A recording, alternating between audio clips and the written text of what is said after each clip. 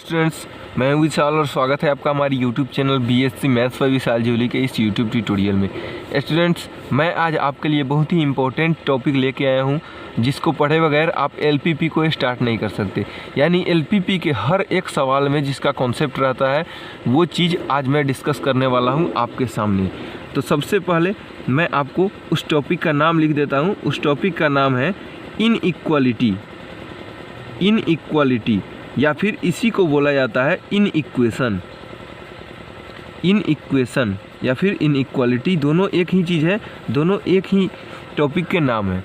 तो ये चीज़ आपको पढ़ना होता है जब आप बीएससी मैथ्स में या फिर कहीं भी एलपीपी बनाने जाते हो, तो आपको ये चीज़ें, ये टॉपिक आपको पता होनी चाहिए कि इनइक्वालिटी या फिर इनइक्वेशन क्या होता है और इसके क्वेश्चन कैसे सोल्व किए जाते हैं। तभी आप एलपीपी को बना सकते हैं, वरना आप एलपीपी में 2 कदम भी नहीं चल सकते।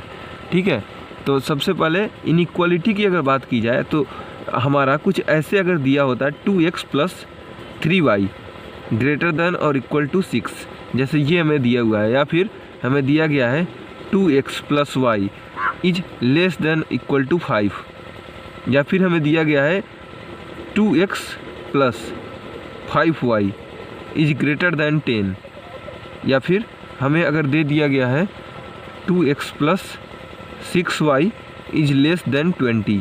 तो ऐसे अगर कुछ दे दिया गया है जिसमें बीच में या तो ग्रेटर देन का साइन है, या फिर ग्रेटर देन इक्वल टू, या फिर लेस देन, या फिर लेस देन इक्वल टू, इस सब चीज़ों का साइन अगर होता है बीच में, जहाँ पे हमें इक्वल टू का साइन नहीं मिलता है। अगर हमें पहले जितना भी हम पढ़े हैं 10th क्लास तक, तो उसमें हमें क्या पढ़ना होता है 2x + 3y इक्वल टू 6 पढ़ना होता है। ऐसे कुछ हमें पढ़ना होता है जिसको हम लोग क्या बोलते हैं इक्वेशन। तो ये चीज़ हमें पढ़ना होता है पहले, मतलब 10th क्लास तक आपको ये चीज़ पढ़ना होता है। लेकिन आपको पता है कि आप बीएससी मैथ्स में हो, तो आपको ये इनइक्वालिटी का मतलब पता होना चाहिए।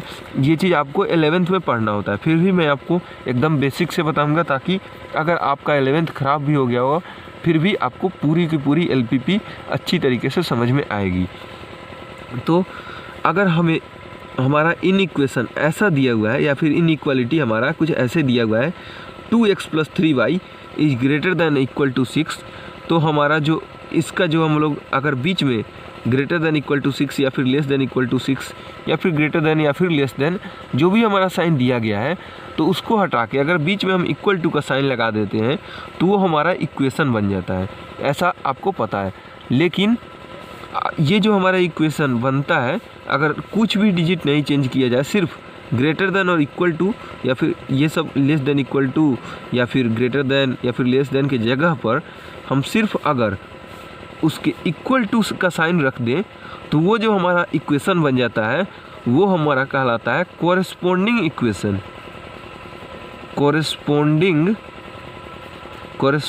इक्वेशन हमारा ये चीज़ कहलाता है इस इनइक्वालिटी के लिए।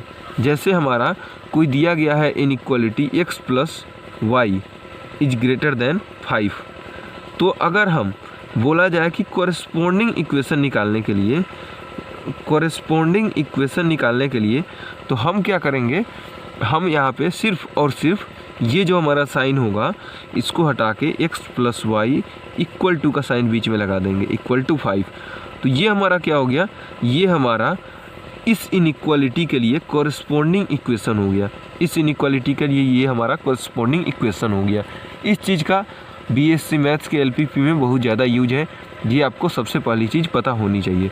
उसके बाद हमारा अगर मान लीजिए हमें दिया गया है 2x + 3y इक्वल टू 6, तो इसका ग्राफ कैसे प्लॉट करते हैं ये चीज़ आपको पता होनी चाहिए। ग्राफ कैसे प्लॉट करते हैं, तो हम लोग सबसे पहले यहाँ पे कोऑर्डिनेट बना लेते हैं, 1 फिर 2 फिर 3, फिर यहाँ पे 1 2 और 3। तो आपको पता होगा, आपने 11th क्लास में भी पढ़ा होगा। तो इसका ग्राफ प्लॉट करने का सबसे आसान तरीका क्या होता है, यहाँ पे एक छोटा सा बॉक्स बनाते हैं और इसमें x और y का वैल्यू, x ऊपर लिखते हैं फिर y, पहले x को 0 करते हैं फिर यहाँ पे y को 0 करते हैं। तो x को 0 अगर करेंगे तो 2x तो पूरा का पूरा 0 हो जाएगा, तो बच जाएगा क्या 3y = 6 बच जाएगा। तो 3y बराबर 6, तो y बराबर कितना होगा, 3 हमारा इधर जाके डिवाइड होगा तो y बराबर हमारा आ जाएगा 2।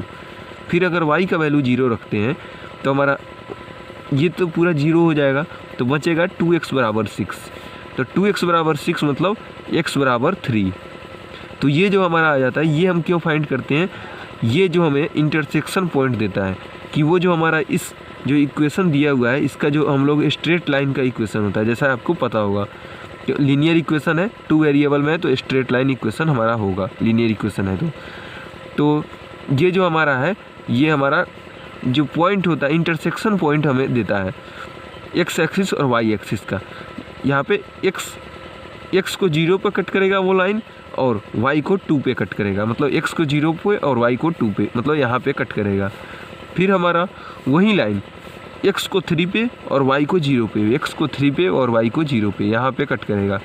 मतलब वो जो हमारा लाइन होगा, वो हमारा लाइन कैसा होगा, वो हमारा लाइन कुछ इस तरह से जाएगा कि हमारा यहाँ से कट करते हुए निकलेगा, यहाँ से हमारा वो लाइन कट करते हुए निकलेगा और यहाँ ऐसे हमारा ये हमारा ग्राफ होगा, वो लाइन का यही हमारा ग्राफ होगा। इस इक्वेशन का जो इक्वेशन है हमारा 2x + 3y = 6, ये हमारा जो इक्वेशन है 2x + 3y = 6, इसका यही ग्राफ होता है।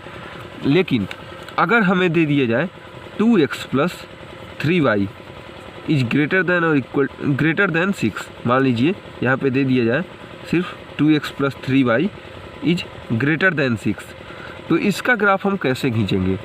ये चीज़ बहुत ही कन्फ्यूजन वाली चीज़ होती है कि इसका कौन सा रीजन होगा, इधर वाला या इधर वाला। आप जानते हैं कि कोई भी जो इनइक्वेशन होता है या फिर इनइक्वालिटी होता है जिसमें ग्रेटर देन, लेस देन ये सब का साइन लगा रहता है, इक्वल टू का साइन नहीं रहता है, तो वो क्या करता है, हमारे जो ग्राफिकल जो पार्ट होता है, प्लेन होता है, इसको 2 पार्ट में डिवाइड करता है। एक तो हमारा ये जो लाइन हमारा दिया हुआ है, यहाँ पे लाइन जो है हमारा यहाँ पे, तो इसके इधर वाला साइड होता है और दूसरा हमारा इधर वाला साइड होता है, मतलब 2 साइड में डिवाइड करता है, इधर और इधर। तो ये हमें पता करने में मुश्किल होती है कि इधर वाला साइड हमारा इसका सॉल्यूशन होगा या फिर इधर वाला साइड सॉल्यूशन होगा। तो इसके लिए सबसे आसान तरीका है कि अगर सबसे पहले केस फर्स्ट में अगर हमें बात करें केस फर्स्ट की, केस फर्स्ट में क्या है कि अगर हमारा लाइन जो हम लाइन खींचे हैं वो हमारा ग्राफ ओरिजिन से पास नहीं कर रहा है, यहाँ पे लिख देंगे नॉट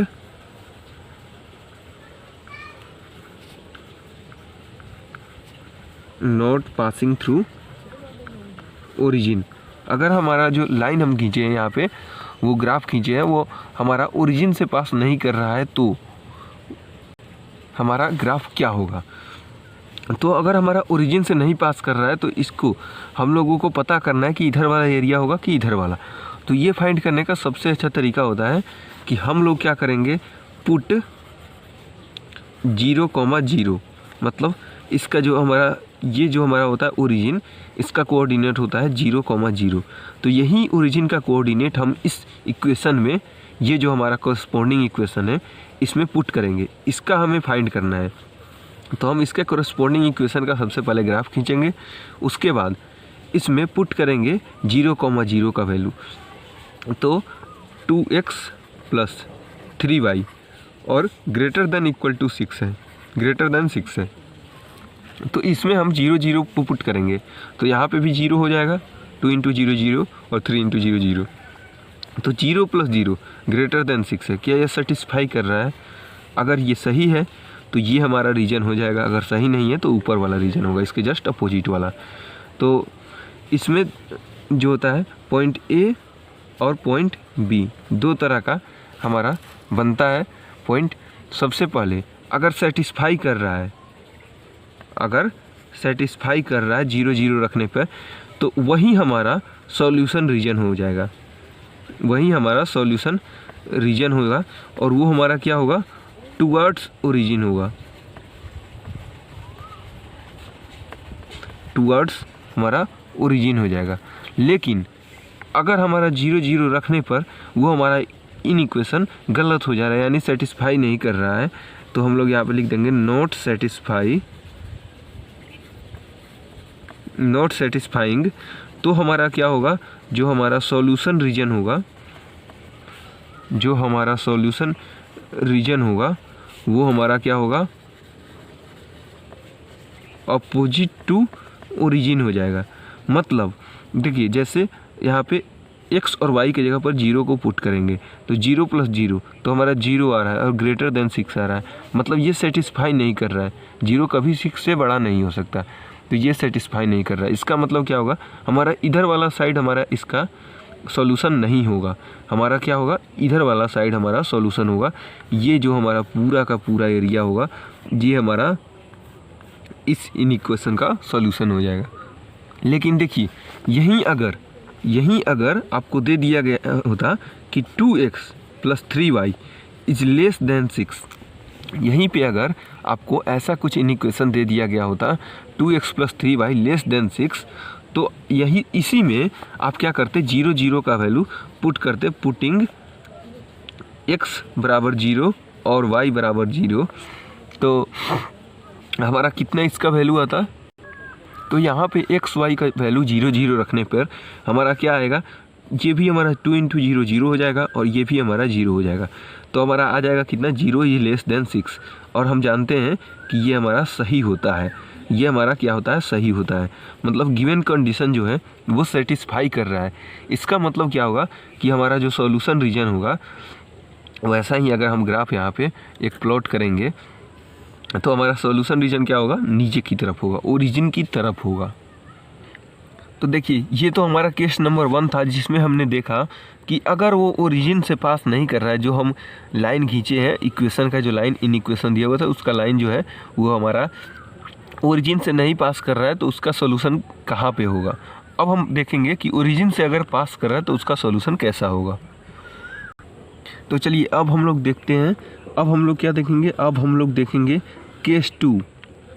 केस 2 में हमारा क्या होगा कि अगर हमारा ग्राफ का जो लाइन का जो इक्वेशन है वो हमारा नॉट पासिंग थ्रू ओरिजिन होगा, वो हमारा क्या होगा, नॉट पासिंग थ्रू ओरिजिन। तो अगर हमें कोई ऐसा मतलब दे दिया गया है इक्वेशन जैसे x - y, जैसे x - y = 0, हमें कुछ ऐसा दिया हुआ है इक्वेशन। यहाँ पे चलिए मैं इन इक्वेशन ही ले लेता हूँ। मान लीजिए आपको इन इक्वेशन दिया हुआ है x - y लेस देन = 0, ऐसा कुछ आपको इन इक्वेशन दे दिया गया है। तो इसका ग्राफ प्लॉट करने के लिए बोला गया, तो आप कैसे करेंगे। तो सबसे पहले हम क्या करेंगे, इसका कोरेस्पोंडिंग इक्वेशन निकालेंगे। यहाँ पे लिखेंगे कोरेस्पोंडिंग इक्वेशन। सबसे पहले हम क्या करेंगे, कोरेस्पोंडिंग इक्वेशन लिखेंगे। तो कोरेस्पोंडिंग इक्वेशन इसका क्या होगा, इसका होगा x - y = 0, ये हमारा इसका कोरेस्पोंडिंग इक्वेशन आ जाएगा। तो सबसे पहले इसका ग्राफ खींचेंगे, ऐसा कुछ हम कोऑर्डिनेट एक्सिस बना देंगे और इस पे हम लोग ग्राफ खींचेंगे। तो यहाँ पे फिर एक बॉक्स बनाएंगे, फिर x y, फिर पहले x को 0 रखेंगे, फिर y को 0 रखेंगे। तो x को 0 रखेंगे तो यहाँ पे y बराबर कितना आ जाएगा, 0 आ जाएगा। -y = 0 मतलब y बराबर भी 0 आ जाएगा। फिर y को 0 रखेंगे तो -0 हो जाएगा, तो x बराबर भी फिर हमारा 0 आ जाएगा। मतलब ये हमारा क्या होगा, ये हमारा कुछ लाइन इस तरह से पास करेगा, ये हमारा लाइन कुछ इस तरह से हमारा पास करेगा। ये आप एक बार प्लॉट करके आप खुद से आप एक बार ट्राई ज़रूर कीजिएगा। ये हमारा लाइन कुछ इस तरह से पास करेगा। तो ये हमारा क्या हो गया, ये हमारा x - y = 0 का हमें इक्वेशन का हमें ग्राफ मिल गया। लेकिन हमें क्या करना था, हमें इस इक्वेशन का ग्राफ नहीं चाहिए था, हमें इस इन इक्वेशन जो दिया हुआ है इसका ग्राफ प्लॉट करने के लिए बोला गया था। तो अब हम इसका ग्राफ प्लॉट करने के लिए क्या करेंगे, तो इसमें भी 2 तरह से किया जाता है। सबसे पहले में ए में हम लोग क्या करते हैं, सबसे पहले यहाँ पे x एक्सिस पे कुछ a, 0 कुछ ले लेते हैं कोऑर्डिनेट एक्सिस और देख लेते हैं इसको सेटिस्फाई करवा के। अगर ये x,0 सेटिस्फाई करता है, इसका मतलब अगर यहाँ पे सेटिस्फाई करता है, इसका मतलब क्या होगा कि वो हमारा जो सॉल्यूशन होगा टुवर्ड्स होगा x,0, इसके टुवर्ड्स होगा, सॉरी यहाँ पे a,0 के टुवर्ड्स होगा। लेकिन अगर वही कंडीशन आ जाता है सेकेंड में, अगर नॉट सेटिस्फाइंग अगर हमारा सेटिस्फाई नहीं करता है तो वो हमारा अपोजिट हो जाएगा, अपोजिट टू। देखिए अगर हमारा जो क्या होगा सॉल्यूशन रीजन अगर हमारा सेटिस्फाई नहीं करेगा, ये हमारा a,0 सेटिस्फाई नहीं करेगा तो वो हमारा क्या होगा अपोजिट होगा इसके। तो सबसे पहले हम a,0 को यहाँ पे रख के पुट करके वैल्यू देखते हैं। तो a,0 का मतलब x के जगह पर a पुट करेंगे और माइनस y की जगह पर 0 पुट करेंगे। तो ये हमारा लेस देन इक्वल टू 0 होना चाहिए, मतलब a का value less than equal to 0 होना चाहिए, जो कि हमारा नहीं हो सकता है क्योंकि a का वैल्यू कुछ भी 1 2 3 ये सब हमारा हो सकता है, लेकिन 0 से छोटा नहीं हो सकता या फिर 0 नहीं हो सकता। तो ये हमारा सेटिस्फाई नहीं कर रहा है। इसका मतलब क्या हुआ कि इसका मतलब ये हमारा जो इसका सॉल्यूशन होगा वो यहाँ पे इधर की तरफ होगा, ये हमारा इधर की तरफ इसका सॉल्यूशन होगा। तो यही चीज़ डिस्कस करना था। अभी के लिए इतना ही। Thanks for watching. और अगले वीडियो में मैं आपको लीनियर प्रोग्रामिंग प्रॉब्लम का ग्राफिकल मेथड बताऊंगा, जिसमें मैं आपको बताऊंगा कि ग्राफिकल मेथड से लीनियर प्रोग्रामिंग प्रॉब्लम कैसे सॉल्व करते हैं। और बहुत ही ज़्यादा इम्पोर्टेंट है क्योंकि जब भी परीक्षा होता है, जब भी एग्ज़ाम आपका होता है तो आपको पूछ लिया जाता है, उससे एक क्वेश्चन आता है जो कि 16 नंबर का क्वेश्चन होता है। तो इसीलिए भी बहुत ज़्यादा इम्पोर्टेंट हो जाता है। चलिए, थैंक्स फॉर वॉचिंग।